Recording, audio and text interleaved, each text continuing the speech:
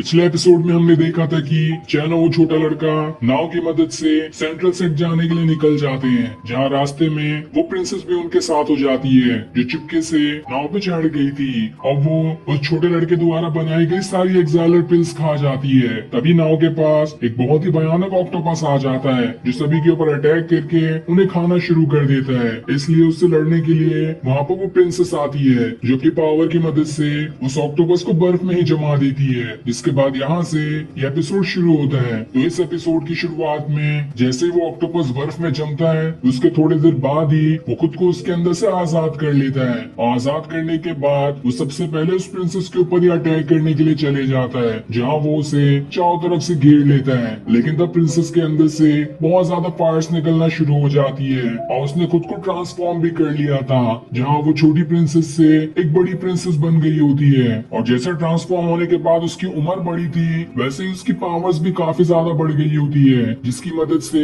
वो इतना जोरदार और खतरनाक अटैक उस ऑक्टोपस पे कर देती है कि उस ऑक्टोपस का खेल बस एक ही अटैक के अंदर खत्म हो जाता है। लेकिन जैसे वो ऑक्टोपस मरता है उस प्रिंसेस का भी अपने ऊपर से कंट्रोल खत्म हो जाता है, जिस वजह से वो वहाँ से नीचे गिरने वाली होती है और सही टाइम पर वहाँ पर चैन आकर उसे संभाल लेता है। लेकिन अगले ही पल वो प्रिंसेस दोबारा से छोटी प्रिंसेस में बदल जाती है। ये देखकर चैन हैरान था कि आखिर इसने खुद को ट्रांसफॉर्म कैसे कर लिया, इसके पास कितनी ज्यादा पावर्स है। वो उससे इसके बारे में पूछता भी है, लेकिन छोटी प्रिंसेस कहती है तुम क्या कह रहे हो, मुझे तो कुछ समझ ही नहीं आ रहा। तब ये सुनकर चैन को समझ आता है कि हो ना हो इस प्रिंसेस के पास जो खुद को ट्रांसफॉर्म करने की पावर्स है इसके बारे में वो खुद भी नहीं जानती है। तभी इसे नहीं मालूम कि अभी इसने खुद को ट्रांसफॉर्म करके काफी बड़ा बना लिया था और इसने ही उस मॉन्स्टर को खत्म भी किया है, जिस बात से तो चैन और ज्यादा हैरान रह जाता है। अब चैन अकेले में इसी बात को सोच रहा होता है कि ये वर्ल्ड तो कितना खतरनाक है,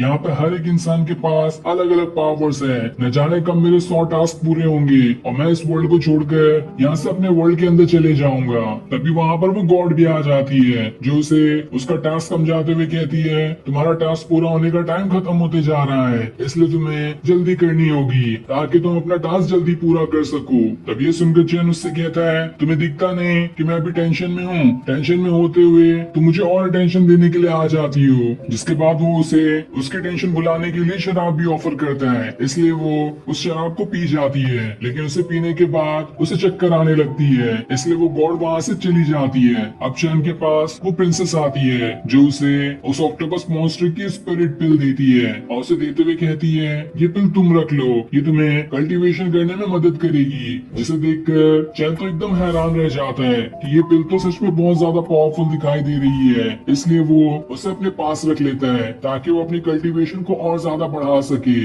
अब चैन उस ऑक्टोपस मॉन्स्टर की स्पिरिट पिल के बारे में जानकारी निकालने लगता है कि आखिर इसे कैसे कल्टीवेट करते हैं, क्योंकि अगर उसने गलत तरह से कल्टीवेट किया तो उस स्पिरिट पिल की पावर्स भी बिला वजह वेस्ट हो जाएगी। तब उसे जानकारी निकालते हुए पता चलता है कि इस पिल के अंदर तो बहुत ज्यादा पावर्स है और इसे कल्टीवेट करना भी उतना मुश्किल नहीं होता है। ये कल्टीवेट करने में बहुत ज्यादा आसान है और इसके अंदर पावर्स भी बहुत ज्यादा है, इसलिए वो उस पिल को कल्टीवेट करना शुरू कर देता है। जहाँ उसके अंदर से इतना ज्यादा ऑरा बाहर निकल रहा था कि अब जैसे ही वो ऑरा उस छोटे लड़के से टकराता है उसकी स्पिरिचुअल पावर्स भी एक्टिवेट हो जाती है, इसलिए वो भी वहाँ पर बैठकर अपना कल्टीवेशन करना शुरू कर देता है। जहाँ वो एक ही स्पिरिट पिल उन दोनों को अपना ब्रेक थ्रू करने में मदद कर रही होती है। और अब थोड़ी देर कल्टीवेशन करने के बाद वो छोटा लड़का अपना ब्रेक थ्रू कर जाता है, लेकिन अब भी वो नहीं रुकता और अपनी कल्टीवेशन वहाँ पर वो जारी रखता है। और फिर थोड़ी देर कल्टीवेशन करने के बाद आखिरकार चैन भी अपना ब्रेक थ्रू कर जाता है। तब वहाँ पर उसकी गॉड आती है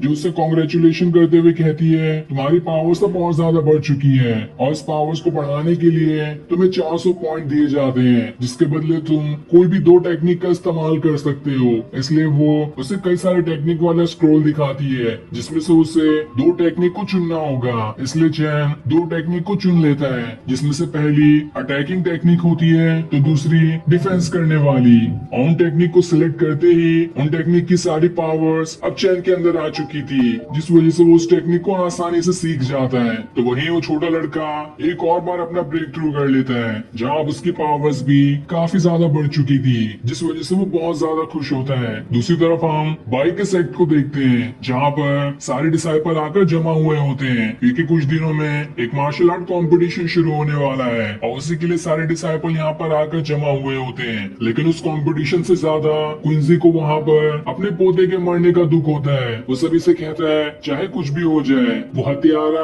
आखिर यहीं कहीं होगा। अभी तक हमने उसका पता नहीं लगाया है और जब तक मैं उसका पता ना लगा लूं मुझे सुकून बिल्कुल भी नहीं मिलेगा। इसलिए मेरी ये ख्वाहिश है कि मैं उस मार्शल आर्ट कंपटीशन में नहीं जाऊंगा। अपने कुछ साथियों को लेकर उस हत्यारे को ढूंढने की कोशिश करूंगा। जिस पर वो लीडर से समझाती है आपको टेंशन लेने की जरूरत नहीं है, एक बार ये मार्शल आर्ट कंपटीशन पूरा हो जाए हम पूरी जान लगा देंगे उस हत्यारे का पता लगाने के लिए जिसने आपके पोते की हत्या की है। जिस पर क्विंसी मान तो जाता है लेकिन वो उससे कहता है आपने भाई को अभी तक सजा नहीं दी, हमने उसे जासूसी करने के लिए उस सेक्ट में भेजा था लेकिन उसने तो मेरे पोते को बचाया तक नहीं। और बचाने की भी बात दूर है, उसे तो ये तक नहीं पता कि सारे लोग वहाँ से कहाँ भाग कर चले गए। आखिर इतना बेवकूफ कौन हो सकता है? मुझे तो इस भाई के ऊपर ही शक लग रहा है, इसलिए आपको इसे सजा देनी चाहिए ताकि आगे से ये ऐसी कोई गलती करने की कोशिश ना करे। और अगर इसने सच में कुछ गड़बड़ी भी की होगी तो भी ये इसके मुंह से बाहर निकल कर आ जाएगा। जिस पर वो लीडर उसे समझाने की कोशिश कर रही होती है लेकिन क्विंसी तो मानने को तैयार ही नहीं था। उसे बस भाई को सजा दिलानी थी ताकि कैसे भी करके वो उसे सजा दिला सके और जब ज्यादा सजा मिलेगी तो वो खुद ब खुद कह देगी कि आखिर उस सेट के सारे लोग कहाँ पर चले गए हैं। तब बात बिगड़ते हुए देखकर भाई सबके सामने आती है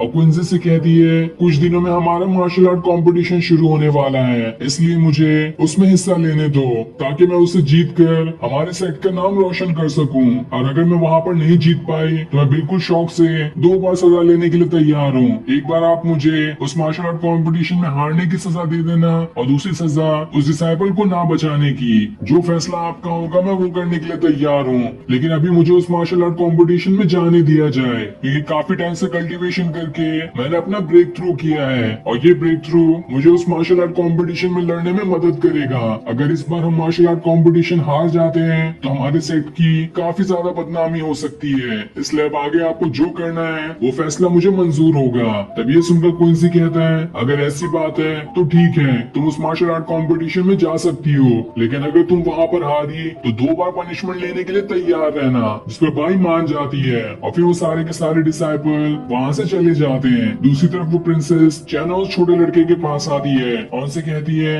कल रात से आप लोग कल्टीवेशन कर रहे हैं और अभी तक आपका कल्टीवेशन पूरा नहीं हुआ क्या? आखिर इतना स्लो कल्टीवेशन भला कौन करता है? जिसके बाद वो वहाँ पर एक एक्साइलर बना देती है और उसे सीधा उस छोटे लड़के के मुंह के अंदर ही घुसा देती है इस चीज के लिए कि उसने उसका सारा पे खा लिया था और उसके ही बदले वो उस छोटे लड़के को एक पिल दे रही है जो उसकी कल्टीवेशन करने में मदद करेगा। तब उस पिल को खाते ही वो लड़का एक बार और फिर से अपना ब्रेक थ्रू कर जाता है जिस वजह से वो काफी ज्यादा खुश था। और अब वो सारे लोग वहाँ से सेंट्रल सेट में पहुंच गए होते हैं। जो सीन दिखाते ही ये एपिसोड यहीं पर एंड हो जाता है। Thanks for watching.